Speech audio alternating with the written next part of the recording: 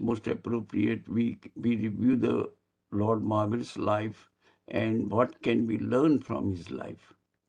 These are the important things.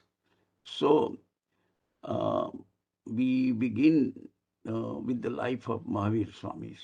And I'm just going to overview the life, and then we can see what are the things we can learn from his life. Okay.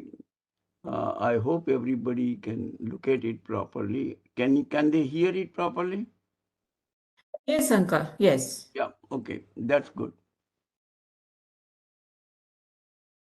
Okay. What we are going to cover it today? What are the content? Bhagwan Mahavir's life, we divided into several subsections. The past reincarnation, which are the 27 Satyavis Bhav, 27 past lives. Then the birth of Bardhaman, that is his childhood name. Okay. After that, Bhagwan Mahavir lived 30 years as a householder life. I'm not going to go into the detail of all the differences between Svetambar belief and Digambar belief, but these are the common things which both of them agree.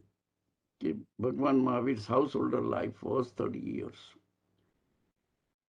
Then life as an ascetic, when he renounced the world as an ascetic, he lived 12 and a half years. And he attained at the end of that, he attained the Kevagnan. And now it becomes the omniscient. Tirthankar, Kevagnani, whatever the words you want to use it. And that thing is 29.5 years. The Nirvana occurred at the age of 72. So we can see that life changes. Childhood, householder life, life as an ascetic, life as omniscient life. And from at the end, at the age of 72, he attained the nirvana.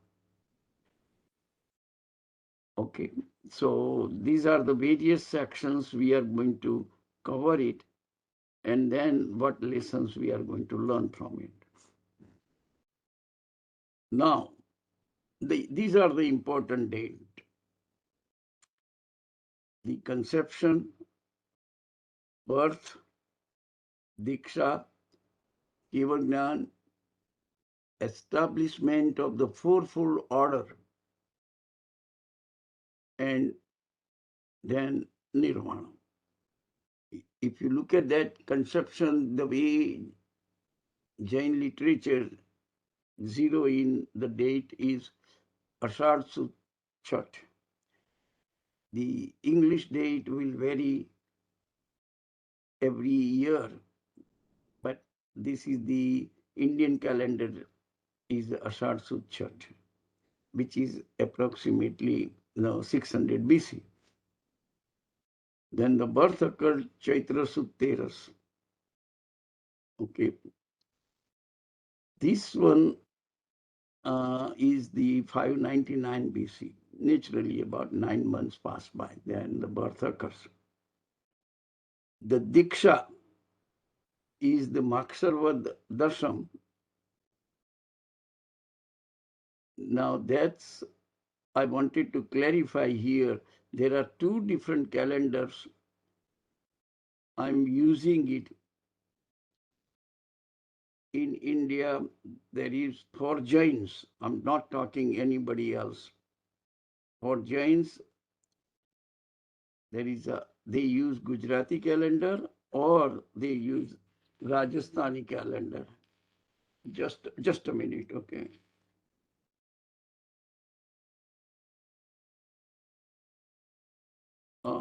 Gujarati calendar or the Rajasthani calendar. And if you ever studied it in any Jain literature, who is the author and what calendar he used, that will vary sometimes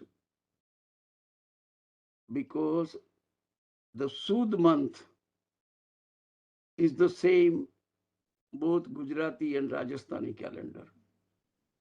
But Vad month, Gujarati calendar is 1 month behind. Rajasthani calendar is 1 month ahead.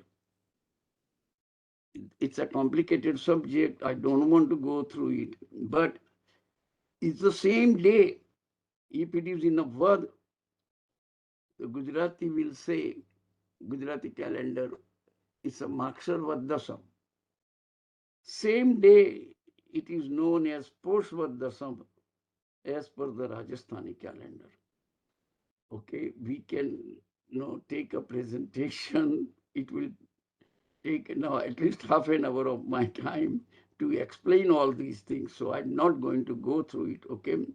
But right now, you say, if it is a Sud, like I said, Chaitra Sud Teras, that one is same in both the calendars, Rajasthani calendar and the Gujarati calendar.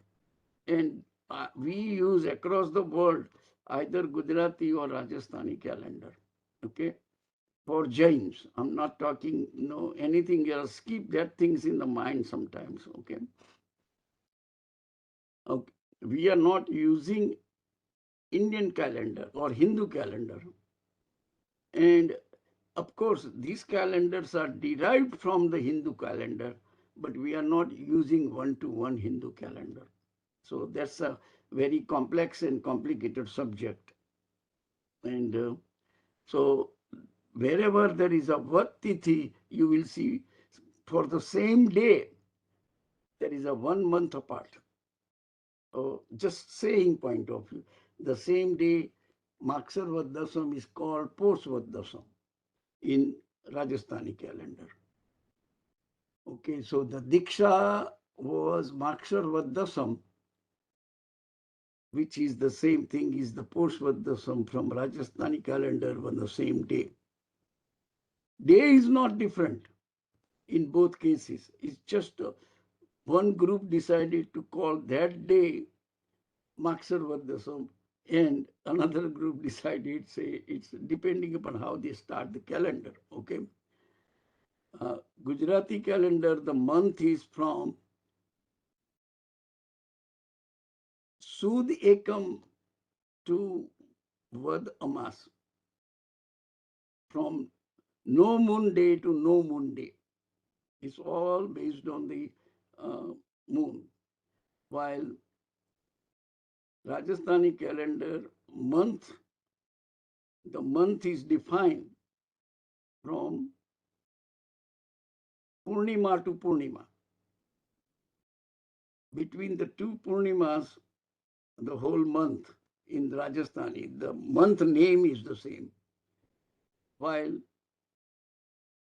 Gujarati calendar is from no moon day to new moon day.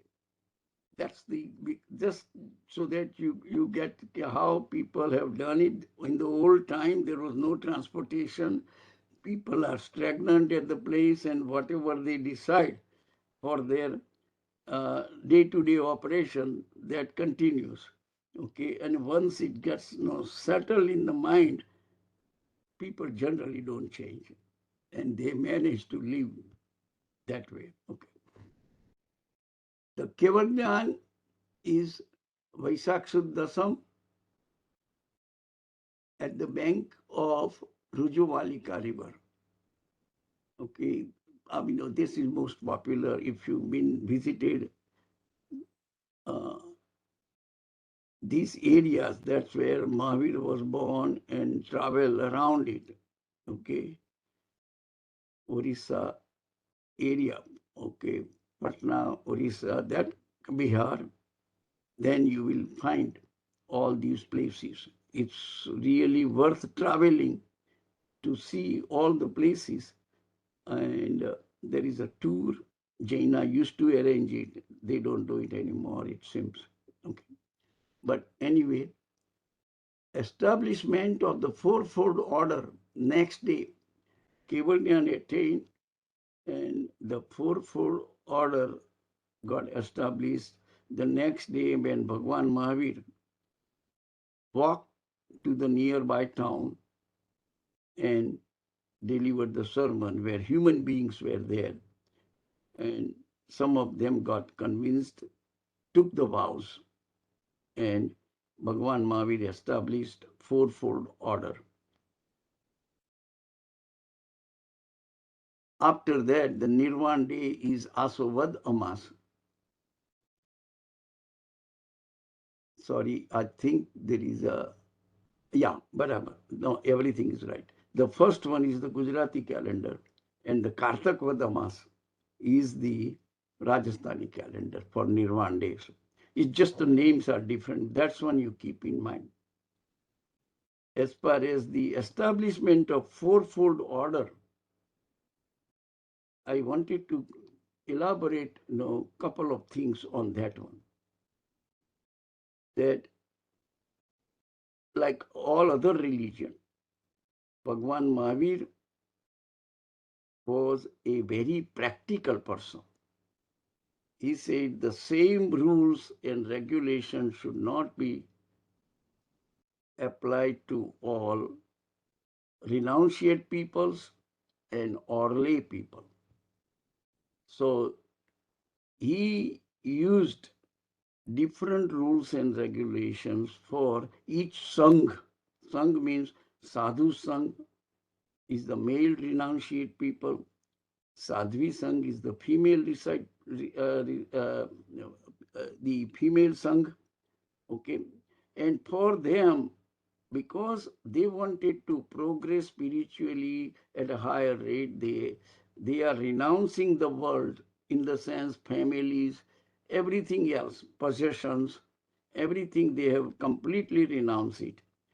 They can practice all vrats. These are the five, our main principal vrat: ahimsa, satya, asteya, brahmacharya, and aparigraha.